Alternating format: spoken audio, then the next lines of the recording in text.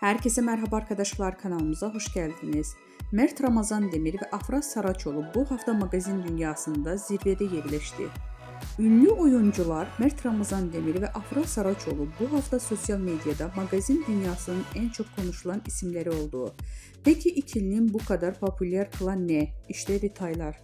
Bu hafta ünlü oyuncu Mert Ramazan Demir, Afra Saraçoğlu sosyal medyada en çok konuşulan, tartışılan isimler arasında zirvede yerleşti. Hem kariyerlerinde hem de özel yaşamlarında dikkat çeken gelişmeler yaşayan Demir ve Saraçoğlu takipçiler ve magazin dünyasında merak içinde bırakmaya devam ediyor. Mert Ramazan Demir son dönemdeki projeleriyle adından sıkça söz ettiriyor. Genç oyuncu son olarak bir dizi projesinde başrollerini oynayarak büyük bir çıkış yakaladı. Hakkında çıkan dedikodular ve özel hayatına dair sorular ise Demir'in sosyal medyada yoğun bir şekilde konuşulmasına neden oldu. Öyle ki Demir'in hem sahnede performansı hem de gizemli özel hayatı hayranları tarafından büyük bir ilgiyle takip ediliyor.